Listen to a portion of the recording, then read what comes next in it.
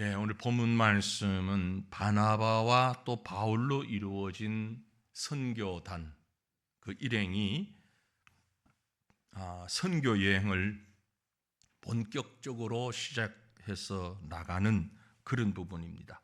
그래서 금방 읽은 우리 사도행전 13장 이 말씀부터 정확히는 1절부터 또 4절부터 바울의 1차 선교 여행, 바울의 선교 여행을 우리가 대략 1차, 2차, 3차 이렇게 정리를 하거든요. 그 중에 1차 선교 여행의 시작이 바로 여기서부터다 그렇게 잡습니다. 바울의 그 선교 여행, 1차 선교 여행 가운데 오늘 읽은 말씀, 이 말씀이 어디를 얘기하는가를 간략하게 오늘 말씀이 하고 있는데, 이걸 정리해서 지도로 보면은 안디옥에서 출발을 하죠. 안디옥에서부터 출발을 해서 약 25km 정도를 지나가서 배를 타고 갑니다. 육로로 25km 정도로 가면 실루기아라고 하는 곳이 나오고요. 그 실루기아를 거쳐서, 이 실루기아는 중동, 소아시아, 유럽 연결하는 아주 중요한 항구 도시입니다. 바닷가에 있는 도시죠.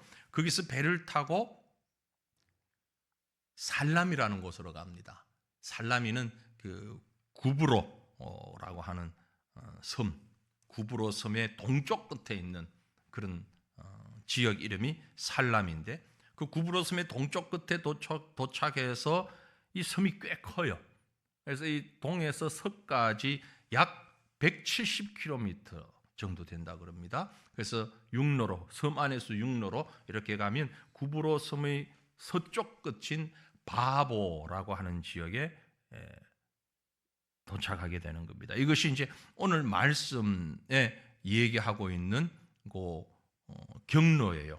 그 경로가 바로 두 사람이, 바울과 바나바가 성령의 인도하심을 받아서 실루기아에 가서 거기서 구브로로 가서 구브로의 살라미에서 말씀 증거하고, 그리고 서쪽으로 가서 바보라고 하는 곳으로 나갔다. 여기까지만.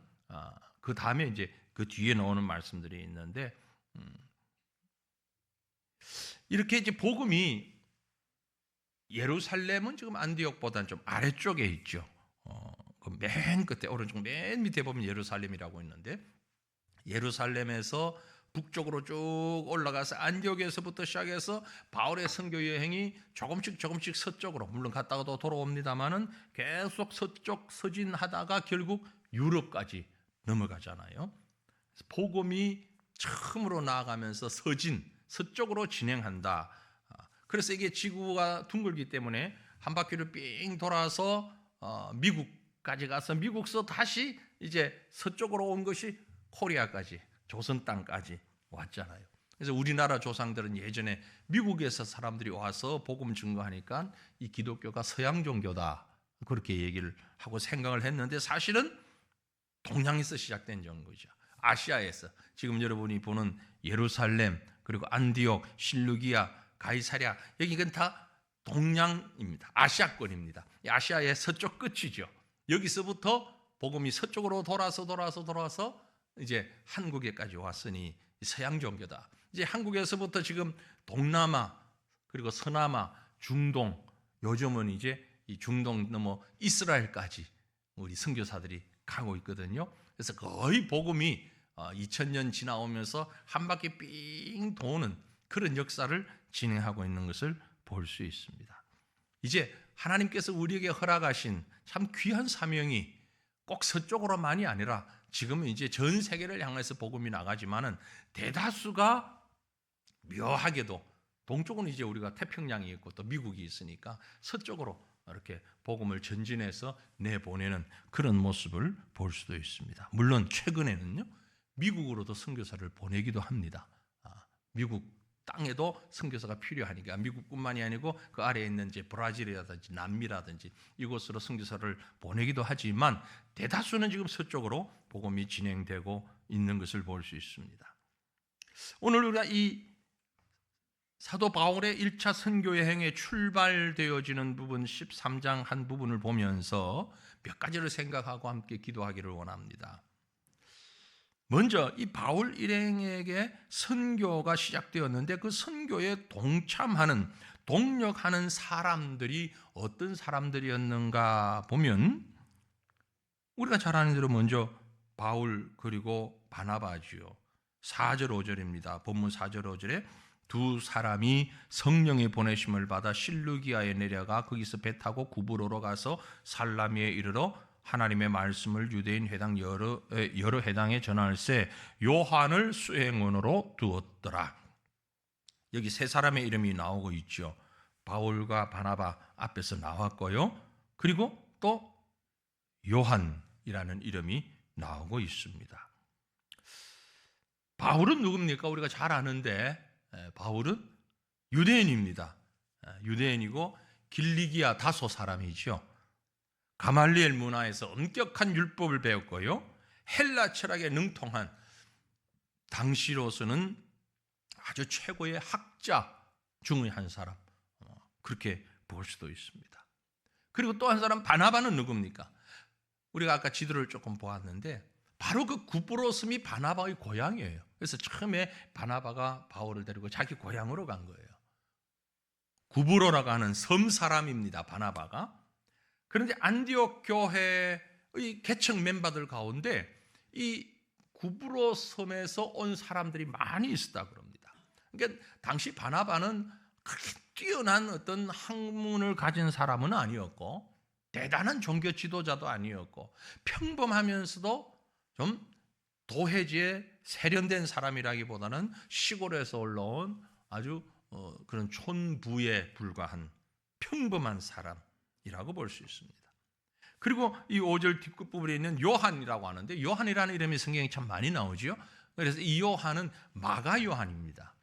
요한복음을 쓴 그 요한이 아니고 마가 요한. 이가 누구냐면 바나바의 조카예요. 바나바와 인척 관계에 있는. 그런데 어떤 연유인지 몰라도 요한은 예루살렘에서 태어난 사람이에요. 도시 사람이에요. 삼촌 바나바는 구브로에서 뭐 언제 나왔는지 모르지만 일찍 나와서 이제 안디옥 주변에 머물고 있었고 이 요한은 예루살렘 출신으로 또 안디옥에 와서 생활을 하다가 이제 바울과 바나바를 만나서 함께 선교 여행을 떠나게 되는 겁니다. 결국 여기서 하고 싶은 얘기가 뭔가 하니까 각기 다른 지역, 다른 배경을 가진 사람들이 연합하여서 아름다운 사역을 시작하고 있다라는 겁니다. 성령이 참 기뻐하시는, 하나님이 기뻐하시는 연합의 모습입니다. 지역이 다릅니다. 배경이 달라요. 어쩌면 그들의 말투도 다릅니다. 우리나라의 조그만 땅에도 그렇지 않습니까? 호남과 또 영남이 억양이 다르잖아요. 또 강원도가 억양이 다르잖아요. 충청도 또 다르잖아요. 그 산 하나 넘으면 억양이 다르고 말씨가 다른데 이들도 마찬가지입니다.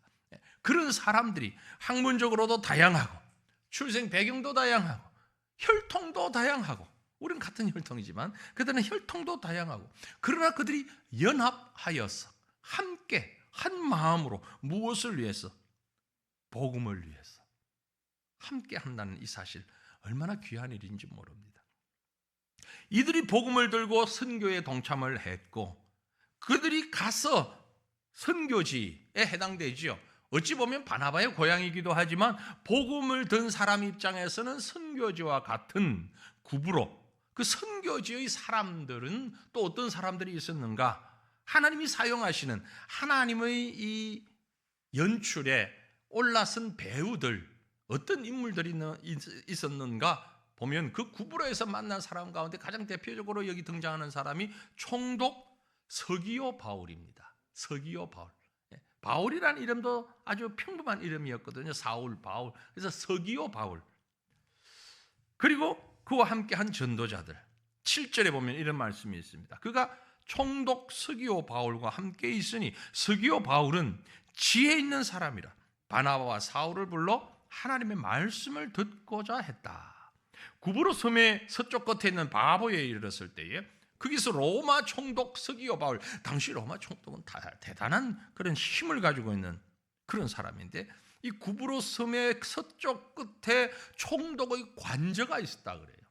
관사죠. 관저가 있었고 그러다 보니까 그곳에는 이 정복군인 로마 군인들이 많이 주둔을 했고 구브로 섬이 크지만 행정 중심이 서쪽 끝에 있는 이 바보라는 지역이 전체 구브로 섬의 행정을 관장하는 중심 역할을 하고 있는 곳이었습니다. 그런데 그곳에 있던 서기오 바울이라는 사람, 매우 종교적인 사람이었던 것 같아요. 그가 바나바 일행, 바울 일행 전도자들을 만났을 때에 말씀해 보니까 바나바와 사울을 불러 하나님의 말씀을 듣고자 했다. 이런 사람만 있으면 전도하기 얼마나 좋을까요? 그죠? 가서 전하기 전에 이 사람이 먼저 바울과 바나바의 소문을 듣고 그들을 청합니다. 선교적 차원에서 보면 상당한 호기라고 볼 수 있죠. 좋은 기회입니다. 여러 계층의 사람들이 있지만 특별히 상급 계층에 있는 지도자 계층에 있는 사람에게 복음 전하는 것은 어떤 면에서는 복음에 확산되는데 매우 효율적이기도 하거든요. 그런데 그 쉽지 않은 일이어서 잘 못하는데 서기오 바울은 자기가 서둘러서 이 복음 전도자들을 불러서 이렇게 좀 오세요. 여기 오세요. 여기 와서 당신들이 가진 그 말씀이 복음이 뭔지 좀 전해주세요 라고 먼저 청원하는 아주 선교 전략적 차원에서 보면 아주 드물면서도 좋은 기회를 이들이 만났습니다. 여러분, 우리가 선교사님들을 위해서 기도하잖아요. 막연하게 선교사님들 건강하게 해주세요. 물론 그것도 중요하지요. 건강 참 중요합니다. 가정 중요합니다. 그리고 또 중요한 것은 기도하실 때 우리 선교사님들이 현장에 가서 좋은 사람들을 만날 수 있게 해주세요. 그렇게 구체적으로 기도하시는 게 좋겠습니다. 선교사가 선교제 가면 아무도 모르잖아요. 그런데 정말 기가 막힌 방법으로 현지 지도자들을 만나게 되거든요. 하나님의 인도하심이에요. 하나님의 특별한 섭리로 만나게 되는데 그건 우리 성도들의 기도의 능력입니다.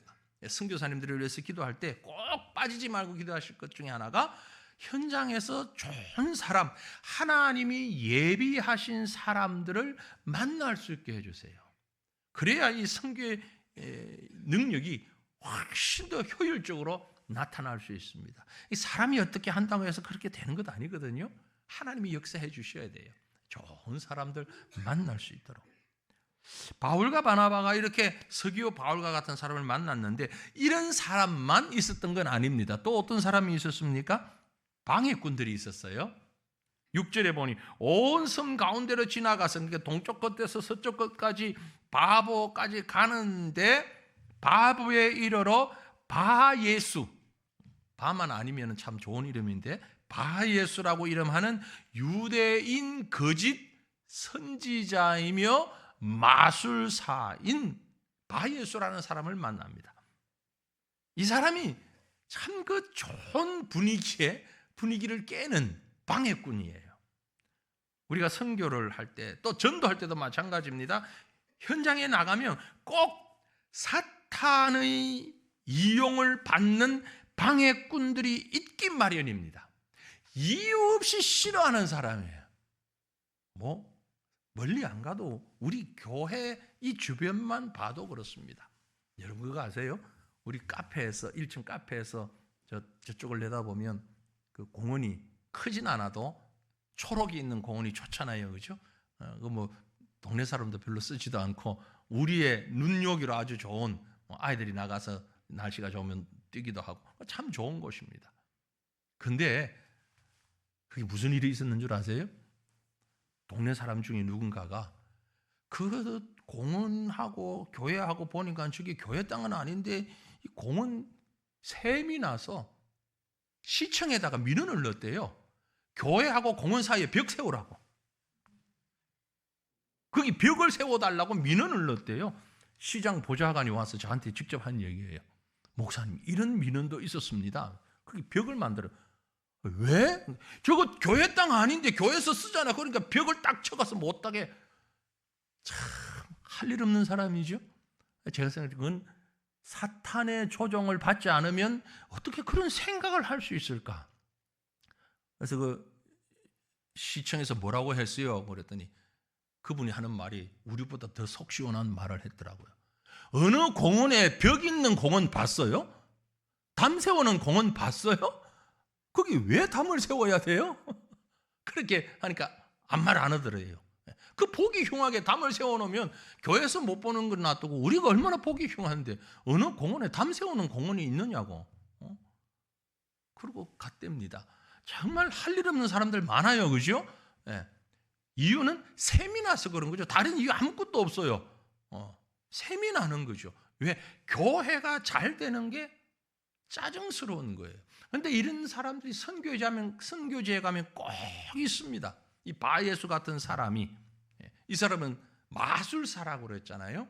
근데 복음이 증거되는 것을 이유 없이 싫어하면서 자기 돈, 자기 시간 들여가면서 방해하는 사람들이 있어요. 어쩌면 이 사람은 정권에 아부하는 사람 중에 한 사람일지도 모릅니다. 당시 로마의 권력에 아부하는 사람들 가운데 종교적인 사람들이 많이 있었다고 그럽니다. 유대교에다가 동방종교에다가 이집트의 마술까지 혼합해서, 그래서 거짓 선지자인 마술사라고 한 걸 보면 유대교의 동방종교에다가 이집트 민속종교에 이런 걸 섞어서 로마의 궁중 철학자라는 그런 무리들이 있었습니다. 그 중에 한 사람이 아닐까라고 추측을 하는데요. 아마 이 사람은 총독 앞에서 총독에게 듣기 좋은 소리로 아첨하면서 기생하는 그런 사람 중에 하나였는지 모릅니다. 그는 8절에 보니까 이런 말씀이 또 있어요. 이 마술사 엘루마는, 이 이름을 번역하면 마술사라, 그들을 대적하여 총독으로 믿지 못하게 힘쓰니. 아니, 가만히 있으면 총독이 바울과 바나바를 불러서 복음을 들으려고 하는데 옆에서 총독이 못 믿게끔 계속 말을 하는 거예요. 압력을 넣는 거예요. 백성들이 싫어합니다. 대다수 국민들이 싫어하는 일을 왜 하시려고 그럽니까? 총독이 뭐 이런 말을 했는지 어쨌는지 모르지만 어쨌든 총독으로 하여금 믿지 못하도록 하는 겁니다. 이게 사탄 마귀가 하는 짓이에요. 이어지는 9절 보면은 바울이라고도 하는 사울이 성령이 충만하여서 그를 주목해서 보았다. 바울이 보니까 이건 분명히 사탄 마귀의 손에서 지금 쓰여지고 있는 그런 인물이다. 성령 충만했을 때 그를 주목해 보았다. 주목해 보았다는 얘기는 바로 다음에 나오는 말씀과 연결이 되는데요. 바울은 이 사람을 단순한 방해꾼으로 보지 않았습니다. 이 사람을 영적 전투의 대상으로 봤어요. 사탄의 조종을 받는 점쟁이를 바울은 정면 대적했습니다. 그대로 흘려두지 않습니다.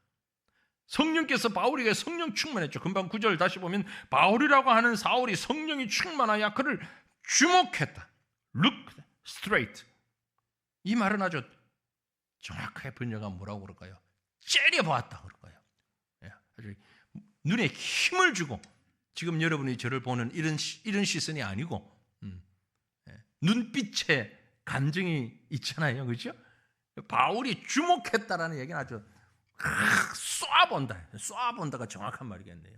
째려본다는 조금 수준이 좀 그러니까 아주 쏴보는, 성령이 충만하니까 대적자인 점쟁이를 알아보고 그를 아주 쏘아보는 그런 모습. 이게 지금 영적인 전쟁을 하고 있는 겁니다. 그러니까 바울이 이 마술사를 영적으로 제압했다, 그렇게 볼 수 있는 거죠.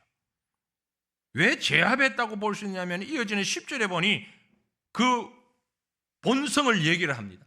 이르되 모든 거짓과 악행이 가득한 자요, 마귀의 자식이요, 모든 의의 원수요, 주의 바른 길을 굽게 하기를 그치지 아니하겠느냐. 이 점쟁이는 악행이 가득한 자입니다. 속임으로 위장된 행동을 합니다. 마귀의 자식입니다. 마귀의 본질이 속임수지요. 모든 의의 원수입니다. 바른 길 가고 바른 사랑 가고 바른 말을 하는 자를 막아서는 자입니다. 주의 길을 굽게 하는 자입니다. 바른 길을 굽게 만드는 자입니다. 바울은 그 사탄의 정체와 전략과 본질을 꿰뚫고 있었습니다. 이건 사실 선교에 있어서 참 중요한 부분입니다. 선교뿐만이 아니라 전도에 있어서도 매우 중요한 부분이에요. 적을 알고 나를 알아야 하잖아요. 그래야 이길 수 있는데 적을 모르면 백전백패입니다. 이런 상황에서 우리 기독교인들이 잘못된 신앙을 가지고 잘못된 지식을 가지고 나가게 되면, 그래서 훈련되지 못하고 준비되지 못한 사람들이 나가게 되면 예수 이름을 아주 잘못된 경홀히 여기게 되는 그런 정말 슬픈 일을 당하게 되는 거예요. 뭐 통계가 나와 있지는 않습니다만은요, 우리 선교사님들 중에 이슬람교로 개종한 사람들도 있습니다. 기독교 선교사로 이슬람 국가에 나가요. 가서 사역을 하다가 자기도 모르는 사이에 동화되면서 이슬람교로 개종을 하는 사람들도 있어요. 물론 많지는 않아요. 어쩌다가 있는데 그 사람들의 공통점이 뭐냐면 정상적인 훈련과 준비가 되지 못하고 나간 사람들이에요. 특별히 아프리카 같은 저런 국가에 가서 아주 외롭고 힘든 그런 영적 투쟁을 하다가만 현지화 되어버리면서 개종하는 이런 사례들이 몇 건이 있었어요. 참 안타까운 일. 불교권에도 마찬가지고요. 영적 전투에서 실패하는 거예요. 그래서 여러분, 선교사님들을 위해서 기도할 때 아까 좋은 사람들 붙여달라고 기도하라고 그랬는데요, 또 하나 빠지지 말아야 하는 것은 영적 전투에서 승리하게 해달라고 기도하셔야 됩니다. 영적 전쟁터예요.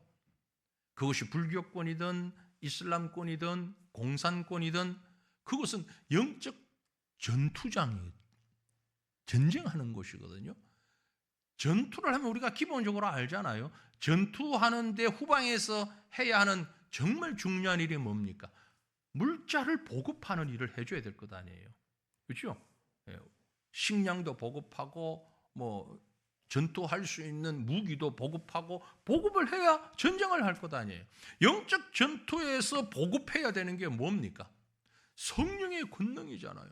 우리가 할 수 있는 것은 지금 보급품을 주는 거예요. 그 보급품이 기도예요. 기도하면서 그들이 영적으로 승리하도록 해야 되는데 이 후방에서 기도해 주는 분들이 없으면은요, 그게 안 된단 말이에요. 가까운 일본 같은 곳에 우리 선교사가 있습니다만은 일본 사람들이 얼마나 많은 우상을 섬기고 있습니까? 엄청나게 상상을 초월할 만큼 우상을 많이 섬기고 있거든요. 약 1억 개의 우상. 일본인들이 섬기는 우상이 1억 개가 넘어요. 1억. 별이 별개 다 신이란 말이에요. 그런 우상들과 싸워야 되는데 우리가 기도로 후방에서 지원하지 않으면 넘어질 수밖에 없습니다. 선진국은 선진국대로, 후진국은 후진국대로 어려움이 있는 거죠. 그래서 다 패배하는 겁니다. 넘어지는 거예요.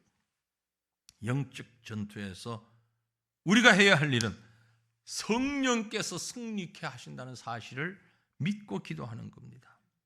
성령의 능력은 이 바예수, 마술사인 바예수를 어떻게 했습니까? 11절에 보면 보라, 이제 주의 손이 내 위에 있으니 내가 맹인이 되어 얼마 동안 해를 보지 못하리라 하니 즉시 안개와 어둠이 그를 덮어 인도할 사람을 두루 구하는지라.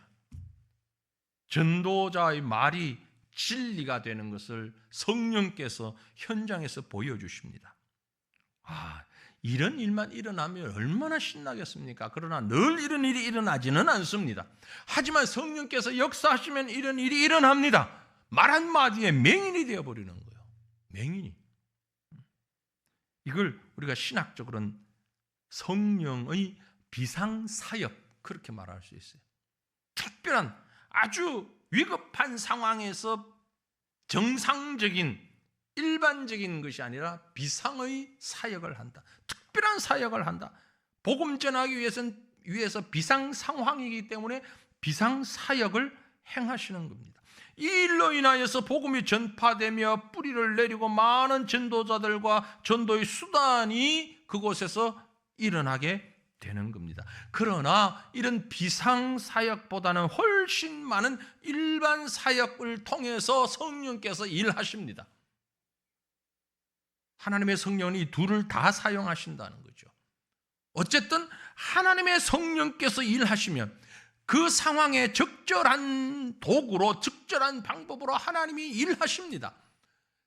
우리가 여기서는 전혀 상상할 수 없는 일들이 복음 전파의 현장에서는 일어나게 되는 거죠. 그 일들을, 하나님의 성령의 일들이 나타날 수 있기를 여러분 기도하셔야 되는 겁니다. 우리가 고집해서 하나님이 이런 데 특별한 역사를 해 주십시오, 그럴 필요는 없습니다. 판단은 하나님이 하십니다. 하나님의 성령께서 일하시는 거예요. 이 일로 인하여서 어떤 결과가 주어졌는가 하니까 12절에 이에 총독이 그렇게 된 것을 보고 믿으며 주의 가르침을 놀랍게 여겼다. 하나님의 능력이 이런 열매를 맺게 되는 것입니다. 자, 여기서 우리는 오늘 기도할 내용들을 좀 정리를, 또 우리가 신앙생활을 하면서 가져야 할 기준을 좀 정리를 하기를 원합니다. 구부로 선교를 통해서 우리가 받을 수 있는 교훈이 무엇인가 하면 무엇보다도 복음의 생명력입니다. 복음은 살아있는 거예요. 여러분, 2000년 전에 말씀에 기록된 이 복음이 지금도 살아 역사하는 생명력 있는 복음이라는 사실을 믿으셔야 됩니다.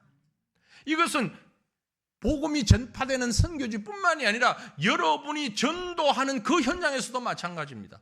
아랫집 사람, 윗집 사람, 같은 어디에서 만났든, 아이를 통해서 만났든, 취미 활동을 통해서 만났든, 직장에서 만났든, 여러분이 복음 증가하는 그 현장에 여러분이 예수 그리스도의 복음을 들고 나가면 이 복음은 책 속에 있는 이론이 아닙니다.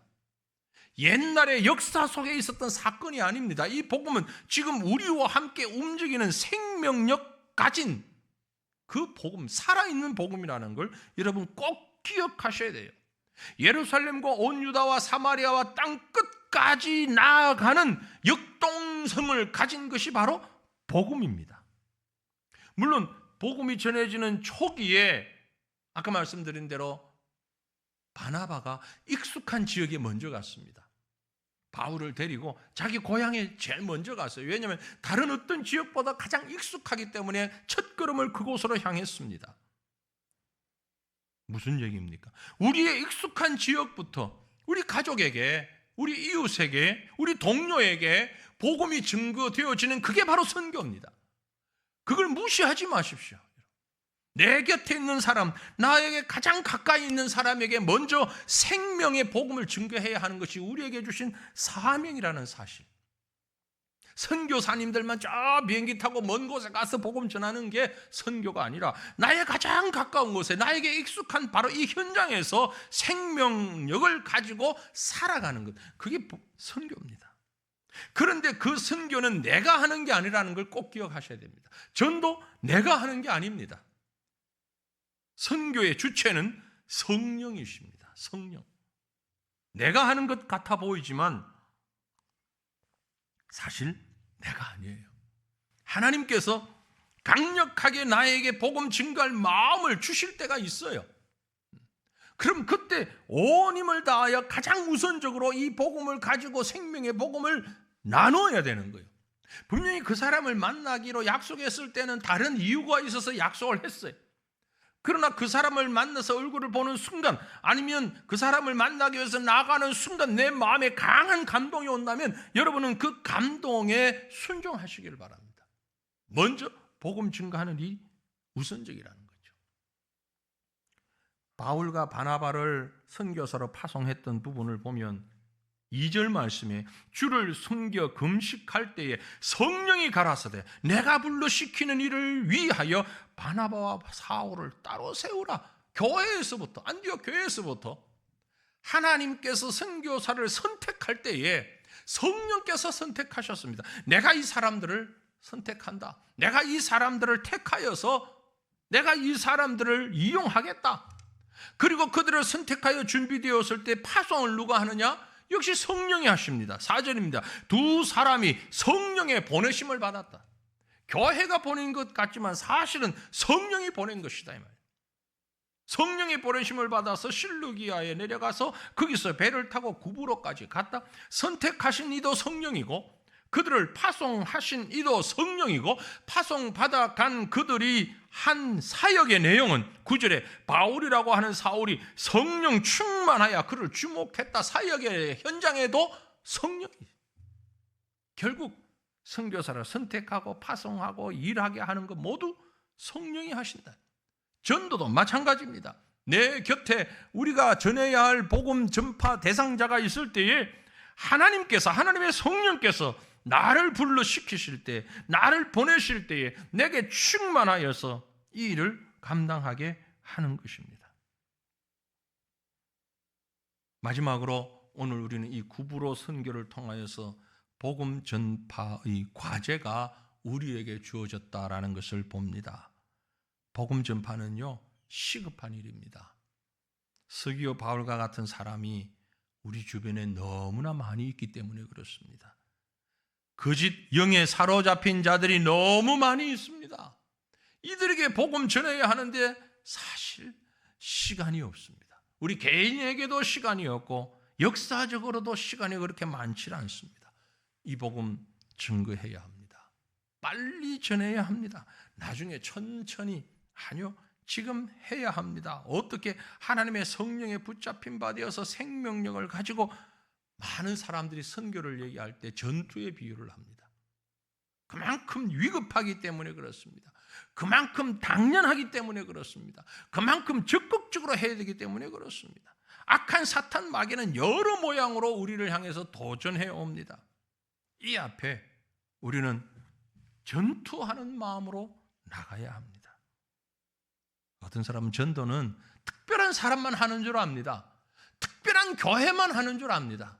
그렇지 않습니다. 모두가 해야 되는 것이 바로 복음 전파요, 전도요, 선교인 것입니다. 모든 성도가, 모든 교회가 마땅히 해야 하고 가장 우선적으로 해야 할 일이 하나님의 복음을 전하는 것입니다. 이 일을 위해서 저와 여러분이 부름을 받았습니다.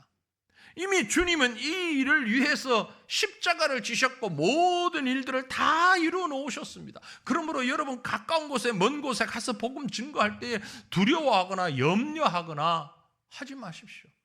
왜냐하면 결론은 이미 나 있는 겁니다. 결론 다 나 있어요. 우리는 그곳에 가기만 하면 되는 겁니다.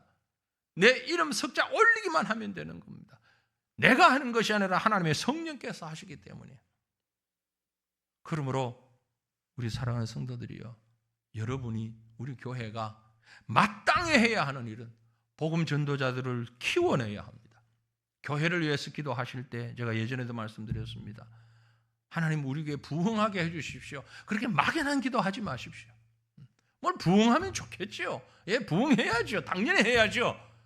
그러나 좀 더 구체적으로 부흥을 위해서 기도하십시오. 무엇이 부흥입니까?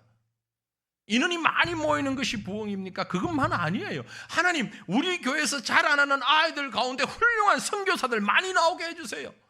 우리 자녀들 가운데 훌륭한 목회자 많이 나오게 해주세요. 이게 부흥이에요.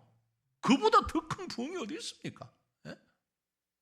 뭐 수천 명, 수만 명 모여야만이 부흥입니까? 아니요, 우리가 기도하고 우리가 훈련시키고 우리가 가르친, 여러분이 주일학교에서 가르쳤던 그 아이들, 그 주일학교에서 참 말썽꾸러기라고 생각했던 그 아이들이 성장해서 선교사 되어서 한 민족을 구원할 수도 있는 거예요.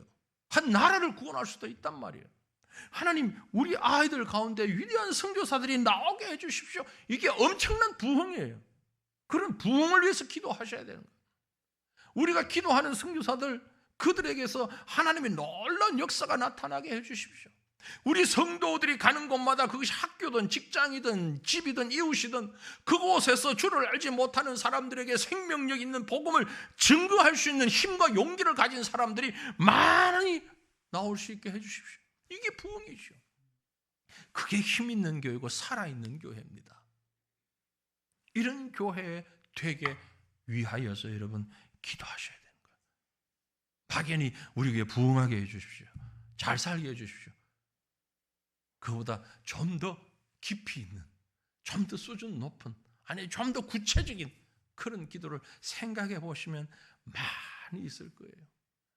바울과 바나바가 이제 1차 선교여행을 떠나면서 구브로에서 만났던 그 일들을 묵상해 보면 오늘 우리 주변에서 내 곁에서 일어날 수 있는 모든 일들이 여기에 있는 것입니다. 생명의 복음 그 말씀 증거하기 위하여 우리 사방을 둘러보십시다. 살펴보십시다. 그리고 멋진 생명의 사역을 하나님 나에게 맡겨주십시오.